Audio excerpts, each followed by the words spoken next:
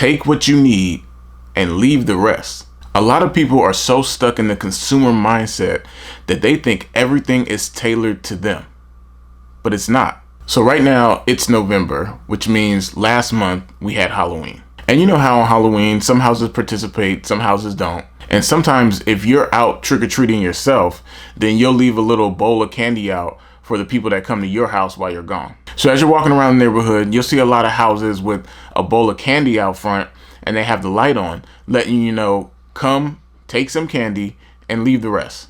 So I feel like there's like a lesson in that. A lesson that you could apply to the rest of life, which is take what you need and leave the rest. The reason why I feel like that applies is because not everything is meant for you. Because we live in a society right now where so many messages are targeted towards us, we think all messages are for us. So everybody's trying to market, everybody's trying to get attention, everybody's trying to send messages out. There are thousands of things trying to grab you and grab your attention. And I think it can be a very valuable skill to develop the ability to be able to say what is really meant for me and what is simply a waste of my time and energy. Paying attention to things that aren't meant for you isn't just a silly thing to do.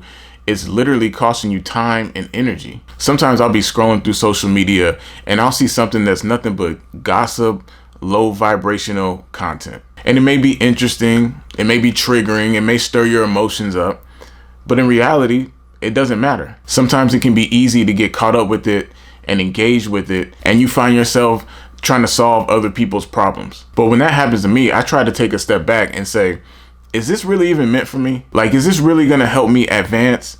Is this gonna help me progress? Is sitting on the internet and slaying these imaginary villains really gonna benefit my life? And that's when I realized not everything is meant for you. And not only that, but it could be costing you time, energy, and ultimately money. But we have control over what we give our attention to and what we give our energy to. And if you're giving your energy to things that don't benefit you, then you're losing ground. You're moving backwards. Now, the flip side to that would be your message is not meant for everybody.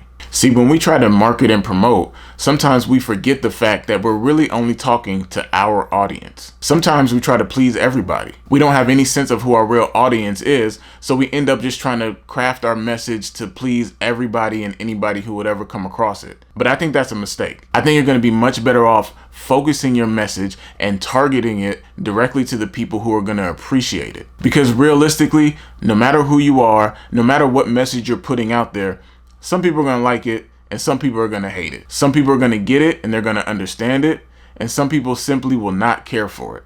And that's okay, because that message isn't meant for them. The people who the message is not meant for will be better off simply paying attention to something else. See, I see a lot of people get online and get triggered by things that they say they hate, but they don't realize that them giving the attention to something that they hate is simply fueling it. You're giving it more attention, more notoriety, and ultimately you may be benefiting something that you say you don't like. I think that happens when we don't fully appreciate our time and our energy. Because when you know how valuable your time and your energy is, the only thing you really want to spend it on is things that you love, things that you want to grow, things that you want to give attention to so that they can get better. When you're successful and you're on your road to success, you're so busy focusing on your mission that you don't have time to worry about nonsense. You don't have the time, energy, or capability to solve every problem that the world has to offer. So you have to focus on the problems that you can solve. So just like that bowl of candy outside of your neighbor's house on Halloween, take what you need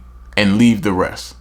Because not everything is meant for you. And the best way to maximize your success is to focus on your path and your purpose. So if you got some value from this, like, comment, and subscribe.